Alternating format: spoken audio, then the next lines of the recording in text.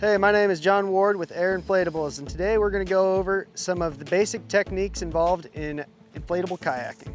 Here we have a Lynx 1 inflatable kayak. This boat is equipped with a foot brace, inflatable thwart seat, and thigh straps. Using thigh straps and a foot brace with your seat gives you the best and most secure position in your boat, making it much easier to efficiently paddle. So the first step to proper paddling techniques will be sitting in the boat correctly. To get in the boat, I like to just sit down on the side and work my way in. So once we're in the boat, we want to make sure we're sitting upright with our back in a near vertical position. We don't want to be leaned back over the seat or too far forward. If we're using thigh straps, we'll take them, put them over our legs, and cinch down the cam straps for a secure fit. Your knees should be pointing up and away from the center of the boat.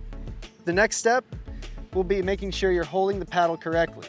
I like to use the 90-degree rule. I take my paddle and I make sure my hands are gripped equally distanced from either side of the blade, and I hold it above my head. I then look out towards my elbows and try to achieve a near 90-degree angle from my biceps up into the elbow. From here, we've got a good paddle grip and we're ready to go boating. So this is the Super Lynx. It's one of our crossover and touring boats and is great for use on lakes or ponds. The techniques I'm talking about can apply to both flat water and downriver boating though. But if we are on a lake or any flat water, we can use a removable skeg that will help us stay in a straight line or track better while on the water. So the Super Lynx includes the removable skeg, which installs right here towards the stern of the kayak. However, the removable skeg kit can be installed on any of our IKs. Now that we've gone over our kayak basics, let's hit the water for some paddling techniques. Forward paddling is the most commonly used paddle stroke. Forward strokes are used primarily to move your boat forward, but can also be used to turn the boat.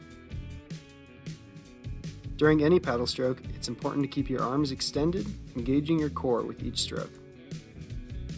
Your paddle should be completely submerged in the water, not just dipping the surface. When you start paddling from a complete stop, you should take shorter, less aggressive paddle strokes to get the boat moving. Starting with aggressive strokes will cause the boat to turn unintentionally. Once you've gained some speed, you can paddle more aggressively to maintain or gain more speed. There are two styles of forward paddling, high angle and low angle. High angle paddle strokes, made closer to the boat, aggressively propel it forward. During a high angle paddle stroke, the paddle shaft will maintain a near vertical position throughout the stroke, and the opposite hand will be positioned at or above eye level. In a low angle stroke, the paddle blade is farther away from the boat. This style of paddle stroke draws the bow from side to side, turning the boat as you paddle. Practice low angle paddling by allowing the paddle to enter the water farther away from the boat while your opposite hand remains at shoulder level. High angle paddling is more strenuous, but keeps the boat moving in a straighter line. Low angle paddling is less tiring, but tends to turn the boat with each stroke. Alternating paddle strokes right and left will help you keep the boat moving straight.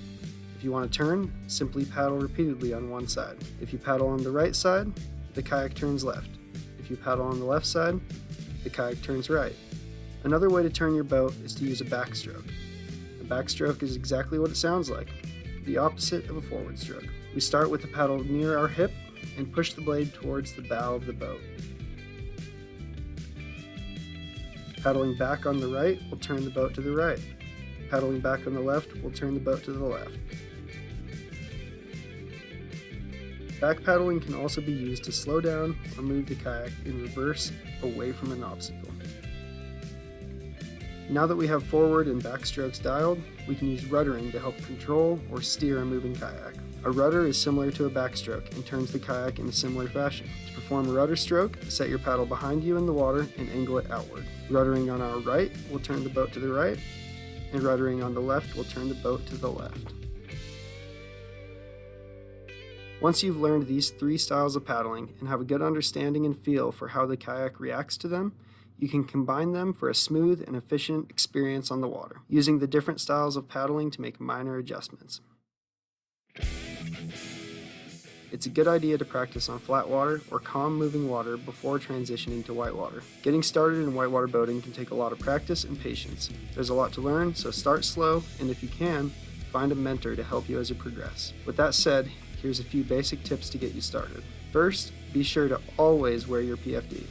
And when kayaking downriver, especially on whitewater, be sure to wear a helmet. Also, be sure to always dress appropriately for the conditions.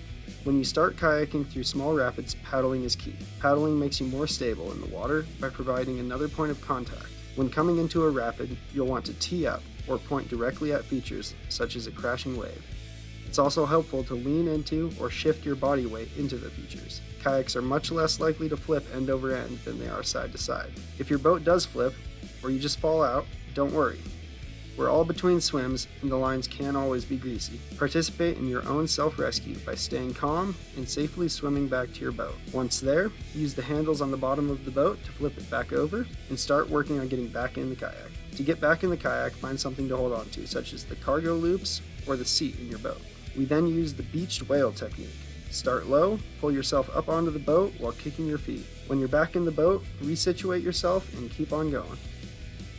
Inflatable kayaking can be an incredibly rewarding sport. We hope these tips will help you get into it and have a lot of fun. This is John Ward, signing out.